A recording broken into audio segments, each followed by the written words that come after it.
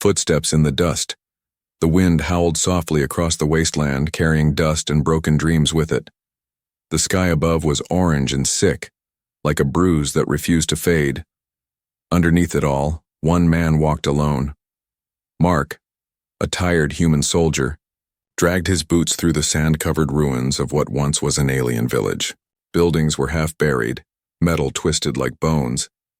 There was no sign of life, only silence, heavy and old. He had been sent to scan the area for resources, but deep inside he wasn't just looking for scrap. He was looking for something, anything, that reminded him of why he still cared. Then he heard it, a sound. Soft, weak, a cry. Maybe the wind playing tricks. He paused, waited. There it was again, a thin, trembling sound, like a baby too weak to cry properly. Mark raised his gun slowly, moving towards the noise. He crossed what used to be a small alley between broken homes. There, beside the rusted remains of a shelter, he found them. A woman. Alien. Her skin was pale lavender, almost white from cold and hunger. Her body looked thin, like she hadn't eaten in days. She was holding a baby in her arms, too still, too quiet. Mark didn't move at first. The alien woman stared at him with wide, scared eyes. Her lips were dry. She didn't speak. She just clutched her baby tighter, as if protecting it from this strange human. He lowered his weapon. Slowly, without speaking, Mark knelt down. He took off his backpack, pulled out a small food ration, and placed it on the ground between them. A soft energy bar, some dried fruits, a small bottle of clean water. The woman didn't move. Her body shook. Her eyes locked onto the food, but she stayed frozen. Mark gently pushed the food closer, then backed away, showing his empty hands. Only then did she reach out, with slow, shaking fingers, and grab the food. She looked down at the bar, then back up at him, and finally the tears came. She didn't sob. She didn't wail. She just cried. Silently. Tears rolled down her dusty face and dropped onto the baby's cheeks. The baby stirred. A faint sound escaped its lips. The mother quickly broke the energy bar in two and fed a small piece to the baby. The rest she nibbled slowly, like someone afraid it would vanish. Mark sat nearby, watching. She looked at him again. Their eyes met. Two beings from different worlds, both broken in their own way. "Why are you here?" he whispered, not expecting an answer. She didn't reply, but she placed her hand gently over her heart. Then she pointed to the baby. Mark understood. She wasn't here for war. She wasn't here by choice. She was just trying to survive, for her child. The wind blew again, colder now.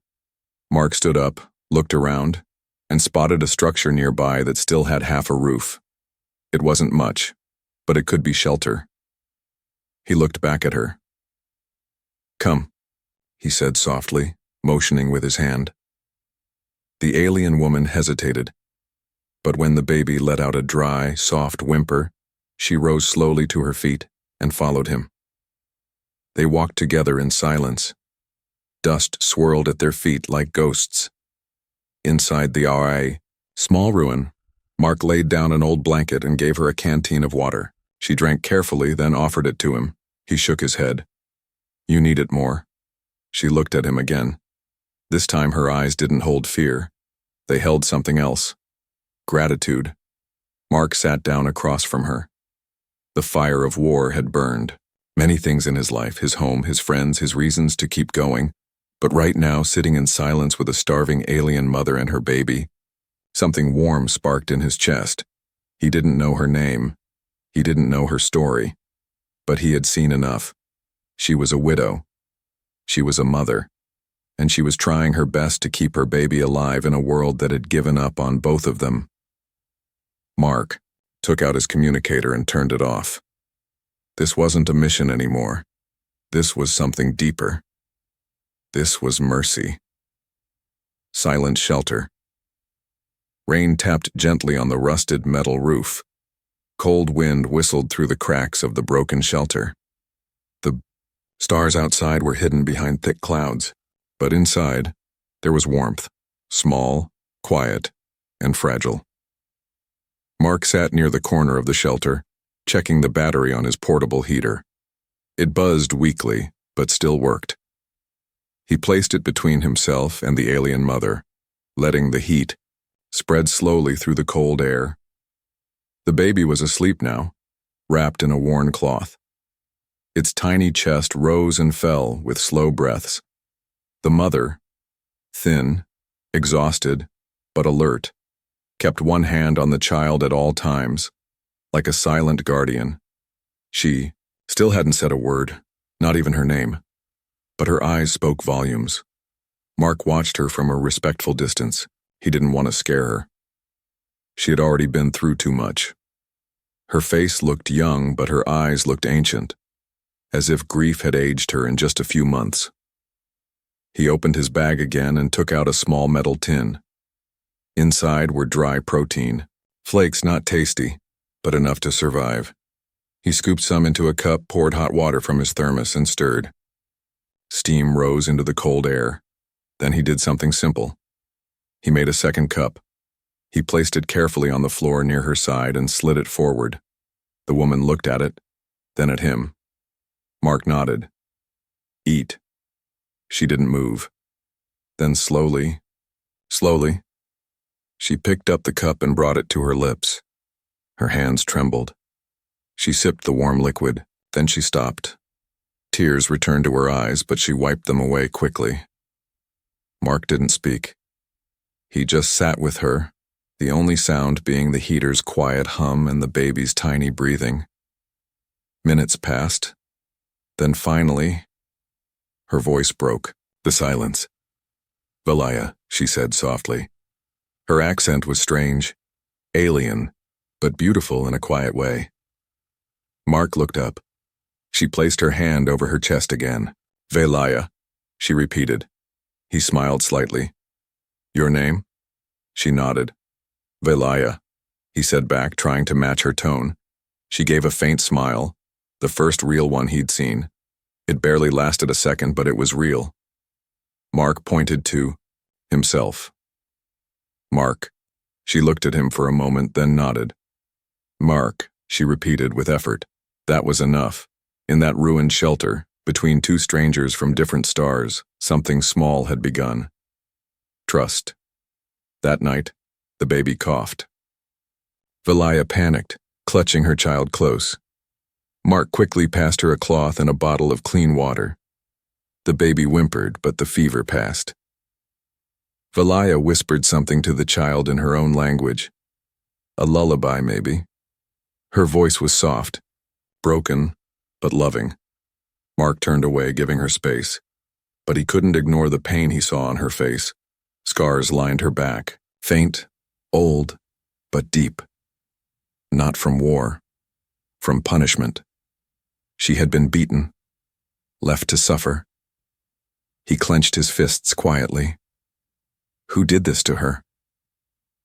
Later that night, he tried to sleep. He laid on the cold metal floor with his coat as a pillow. The shelter was barely enough to keep out the wind, but still he stayed. Not because he had orders, because he wanted to, because Valaya and her baby had no one else. Before sunrise, he woke up to a sound.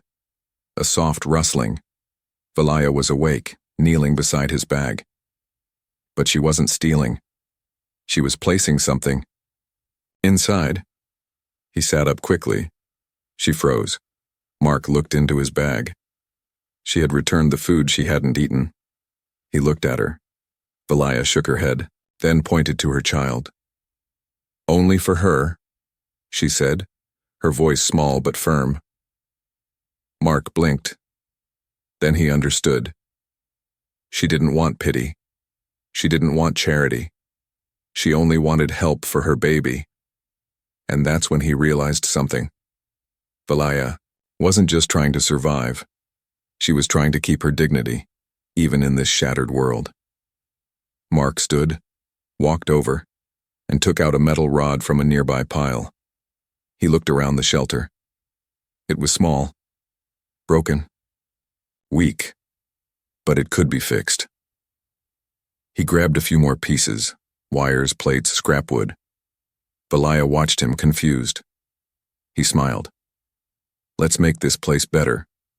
He didn't know if she understood the words, but she understood the intention. She nodded slowly, then laid her baby down and began helping him sort the parts. Together, silently, they started rebuilding the shelter. Not just for safety, but for something new. For hope. The fire in her eyes morning came slowly.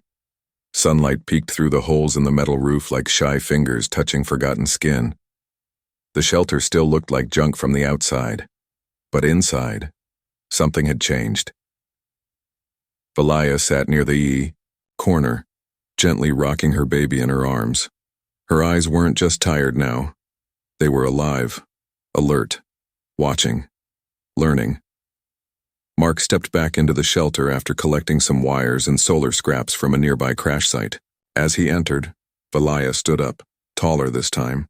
She looked stronger, more aware. She didn't flinch anymore. She didn't hide her face. She simply said, "Good morning." Her English was rough, unsteady, but clear. Mark paused, surprised, then smiled. "Good morning, Valaya." She gave a slow nod, almost proud. The baby made a tiny sound, reaching toward Mark with chubby fingers. He chuckled and knelt down. "You're looking better, little guy." "Girl," Valaya said suddenly. Her name, Hanus Sirai. Mark looked up. That was the first time she had told him the baby's name. "Sira," he repeated carefully. Valaya smiled faintly. "Means light in ruins. In my language." Mark felt a chill, not from the wind but from the meaning. Light in ruins. That's exactly what they were. Later that day, while Mark worked on fixing a small solar panel, Valaya joined him. She pointed to the wires, tilted her head, and asked, "Teach?" He nodded and handed her a connector. Step by step, wire by wire, he showed her how the pieces fit together. Valaya picked it up quickly, faster than most human recruits he'd trained. "You've done this before?" he asked. Valaya was quiet for a long second, then she said, "I was an engineer. Before. That one word carried too much weight. He didn't push her, but the wall was cracking. That evening, Valaya sat close to the fire, not across from Mark, but beside him. She stared into the flames and then, in a voice so soft it could have been mistaken for wind, she spoke. "My mate was taken, shot in the back. No war, no reason, just human soldiers, angry, afraid. He didn't fight them. He only tried to speak." Mark's jaw tightened. He looked away. Valaya continued. "Our village, gone. We ran. I was pregnant. Some of my kind helped. Others said I was cursed. Weak. Said my child would only bring death." She looked down at Sira, who slept peacefully now. "They left me in the sand, said I should die quietly." Mark said nothing. His fingers dug into the dirt. She turned to him. "But you fed us." A long silence passed between them. Then she asked, "Why?" Mark met her eyes. "Because no one should cry while starving." Valaya's gaze didn't leave his. Her eyes had no tears now. No fear. Only fire. Later that night, Mark placed a motion sensor outside the shelter. Danger still lurked in these lands. Hunters, scavengers, worse. He taught Valaya how to reset the sensor, how to use the pulse knife, and where to hide if he wasn't around. She listened carefully, absorbing everything. But before he went to sleep, Valaya surprised him again. She placed her hand on his arm, gently. "I want to protect her," she said, motioning toward the baby. "Teach me how to fight." Mark blinked. "You sure?" She nodded. "If danger comes again, I don't want to hide." He studied her. This wasn't the same broken widow he had found in the dust. This was someone reborn, still wounded, but burning with purpose. "All right," Mark said, standing up. He tossed her the pulse knife. First lesson, how to stand your ground. Valaya caught it mid-air like she'd held a blade before. And in that moment, Mark didn't just see a mother, he saw a warrior awakening. Hunters in the night. The night was too quiet. Even the wind had stopped whispering. Mark lay still inside, the shelter, staring at the cracked ceiling above him. His instincts, sharpened from years of war, didn't let him sleep easy tonight. Something was wrong. Outside, the moon hung like a cracked bone in the sky. Shadows stretched longer than they should have. And beyond the shelter's edge, something moved. Valaya sat near the fire with baby Sira resting in her lap. The flames flickered softly on her face. She was humming a low, ancient lullaby from her world, the kind sung when mothers knew monsters were near, but didn't want to scare their children. Mark stood up quietly, picked up his rifle, and moved to the door. He saw nothing at first, just sand, junk, and twisted metal. But then, a glint. Barely there. A flash behind a rusted tank shell. He whispered over his shoulder, "Valaya, get down, quietly." She didn't question him. She wrapped Sira tighter and slid to the floor behind a pile of scrap. Mark switched. The rifle to night mode. There. 3 shapes moving between the junk piles. Tall, cloaked, quiet. Not animals, hunters. Not human. Not tribal aliens either. These were scavengers. The worst kind. Rogues from abandoned alien factions who lived by stealing from survivors. They didn't want food. They wanted gear. And blood. Mark cursed under his breath. They followed me here. He raised his rifle and took aim, then stopped. Valaya was crawling toward him, low, holding the pulse knife he had given her. Her eyes met his, calm but focused. "I help," she whispered. Mark shook his head. Too dangerous. Valaya looked down at her baby, safe behind a barrel, and then looked back at Mark. "She dies if we die," Mark sighed. "Fine, stay close." The scavengers split into formation. One circled left, another ducked behind a fallen ship wing. The third came straight toward them. Fast. "Now!"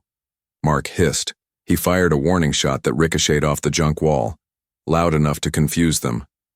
Valaya moved like wind. Silent, precise. She vanished, into shadow. The scavenger that charged straight fell into a pit Mark had rigged earlier. Not deep, but enough to break his stance. Mark jumped forward, kicked the rifle from his hands, and knocked him out cold. Then a scream tore through the night. Mark turned in panic, only to stop in shock. Valaya was standing tall, the pulse knife, dripping green blood.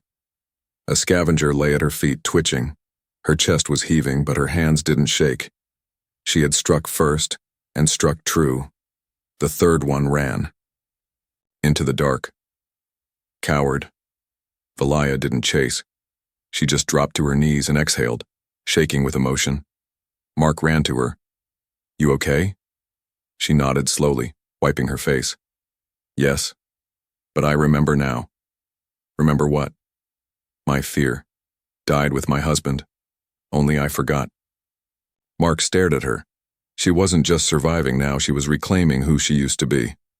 Later, after dragging the unconscious scavenger far from the shelter, Mark set more traps. Valaya sat near the fire, her daughter beside her, fast asleep. She didn't cry. She didn't tremble. She just sat in silence. Strong. Mark came back, bruised and dirty, and sat beside her. "You handled yourself better than most soldiers I know," he said with a small grin. Valaya didn't smile. Instead, she asked, "Will they come again?" Mark nodded. "Probably. Then we prepare." He raised an eyebrow. "We?" She looked at him without blinking. "You saved me. I fight beside you." Mark leaned back and stared up at the stars. For the first time in weeks, he didn't feel like he was alone, in the heart of a broken world. A team was forming, not out of orders, not out of duty, but out of something deeper. Shared pain, shared survival, and the spark of something that couldn't be spoken. Not yet. The bond of survival. The scavengers didn't return the next night, but their scent lingered. The air around the shelter felt heavier, like the ground itself had seen blood again and didn't want to forget. Mark worked in silence. His hands wrapped in cloth, his arm bruised from the fight. He fixed the broken solar panel, reinforced the shelter walls, and set more traps. One wire out of place could cost everything now. Valaya didn't rest either. She stayed close to Sira, but her eyes, once always scanning for fear, were focused now. Controlled. She was gathering scrap metal, sharpening rods into weapons, sealing cracks with melted plastic.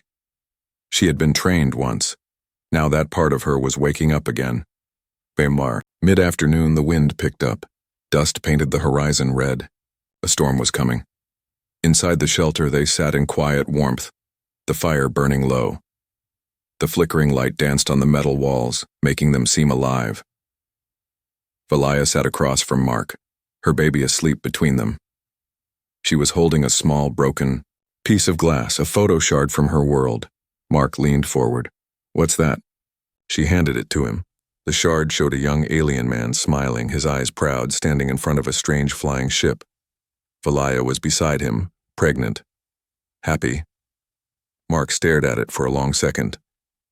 "He was your husband?" She nodded.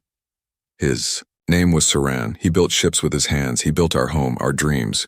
"What happened?" Valaya didn't cry, but her voice broke as she said, "They told us to leave when the war came. He refused, said he'd stay, help humans too. He saved one of your soldiers." Mark's throat tightened. "And?" "They shot him anyway." Silence fell. Mark clenched the photo. "I'm sorry."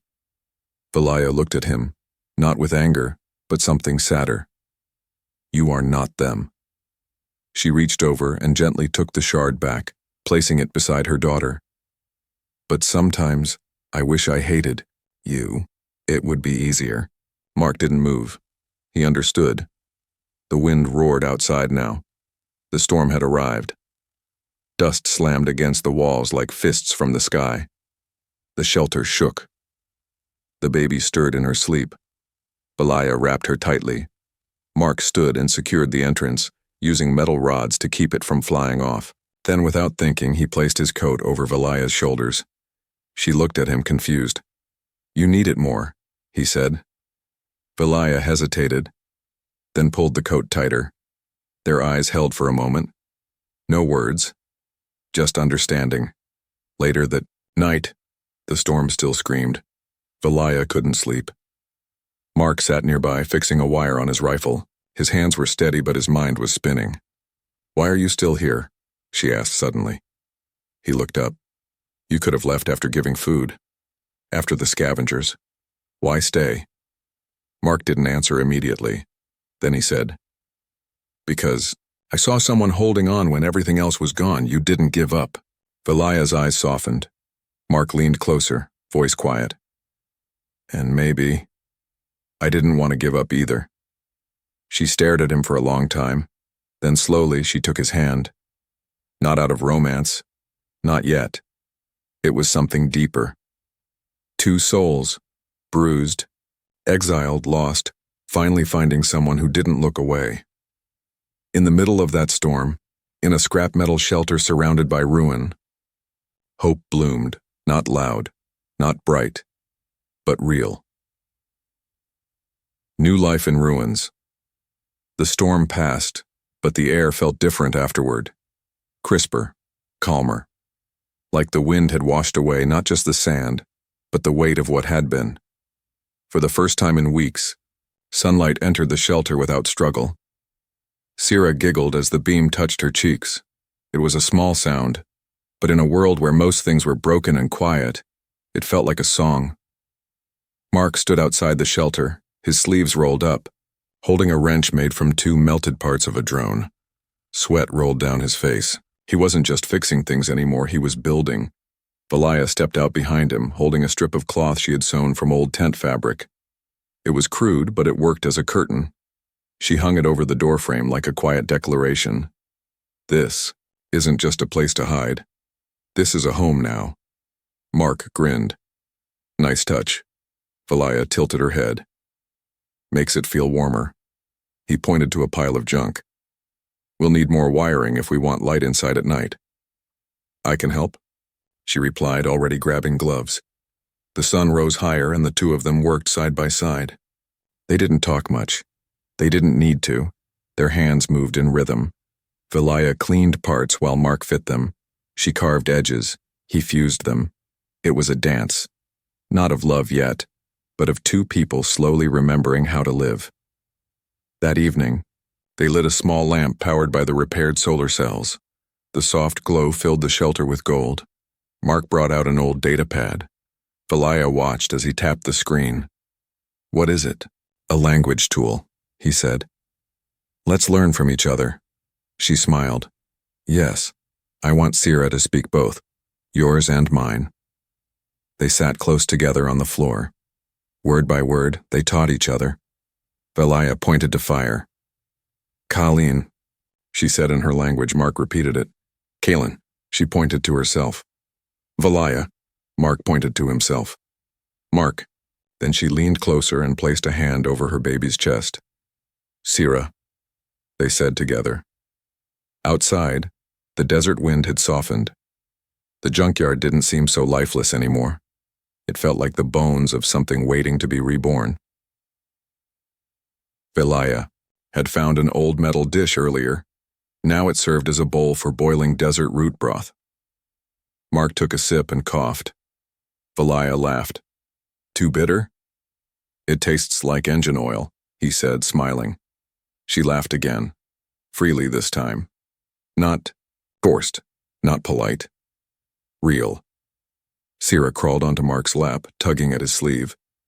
He looked down and raised an eyebrow. You again? The baby smiled up at him, tiny teeth, glowing eyes. Valaya froze. She likes you. Mark looked at her. And you? Valaya's smile faded just a little. She stared into the fire. I don't know, she whispered. I thought my heart was buried with Saran. Mark didn't speak. He just sat still. Listening, Valaya continued. But now, it hurts in a different way, like it's waking up. She looked at him. Does that make me disloyal? Mark shook his head. No. It means you're healing. He didn't move closer, but she did. She leaned against his shoulder, just for a moment, just enough to remind them both. They were still alive. Later that night, Valaya curled beside Sira, humming a lullaby.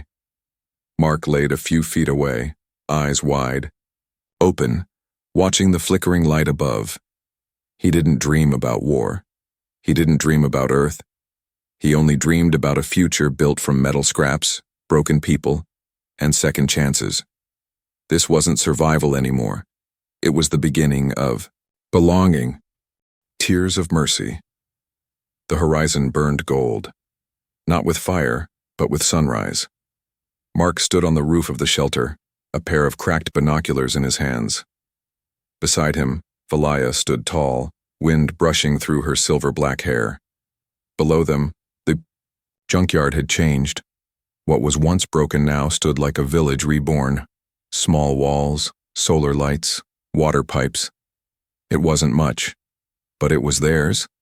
And at the center of it all, Sira, chasing a small wind toy Mark had made, her laughter echoing, like music in ruins, but the peace wouldn't last. Not today. Mark's voice was low. They're coming. Valaya's face didn't change. How many? 5, maybe 6. Tribal warriors. He lowered the binoculars. Painted faces, spears, old flags. She closed her eyes. She knew those colors. They were from her past. Her exile. Back inside the shelter, Mark loaded his rifle and handed Valaya the second pulse knife. You don't have to fight. She strapped it to her waist. I do. This is my home now. They'll understand that, or they won't walk away.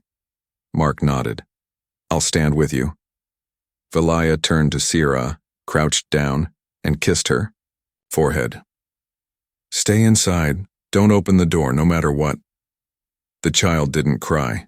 She just clung to her mother once, tightly, before crawling under the blanket where Mark had hidden emergency supplies. The sky was bright now. The tribe had arrived, 6 of them, covered in tribal armor, etched with old-world hatred. Their leader, a tall brute with bone rings on his neck, stepped forward. Valaya, he said with disgust. You still live? She stood her ground. I live. I built something from nothing. You left me to die. But I'm still here. He laughed coldly. With a human? Raising your child in filth? You shame us. Mark raised his rifle slightly. Back off. The warrior pointed a blade. This isn't your world, off-worlder. No, Mark said calmly. But it's her land now. And if you try to take it, you'll find out how hard she fights for it. Valaya stepped forward, not behind Mark, in front of him. Enough, she said, her voice sharp like the desert wind. I am not your slave, not your outcast. You gave me no food, no water, and no mercy. She drew her pulse knife. But this human, he gave me hope. He gave my daughter a future. So today, you walk away, or you bleed here. The warriors shifted. Murmurs rose. Then one of the younger ones, barely more than a boy, stepped forward. He looked at Valaya's face, then at the child hiding behind the curtain, and he dropped his weapon. She is not weak, he said quietly. She is alive, and we are the ones who died long ago. Silence. The leader growled, but he could feel the shift, his power crumbling. Valaya stepped even closer. I will not kill you, not today, because I want my daughter to learn mercy, not revenge. She lowered her weapon. One by one, the others followed the boy's lead. They stepped back. The leader cursed in his tongue, but turned and walked away, fury in his eyes, but he didn't look back. The wind returned, soft this time. Mark let out a breath. You didn't just win. Valaya turned to him. I didn't need to. She picked up Sira, who peeked out with wide eyes. We don't live in fear now. We live in choice. That night, they sat together under the stars. No fire, just warmth. Sira, asleep in her mother's lap. Mark beside them watching the moon rise. Valaya reached out and took his hand. No words this time. Just a truth shared between fingers. This world didn't save them. They saved each other. And in the ruins of war, where pain once ruled, now stood something stronger, family.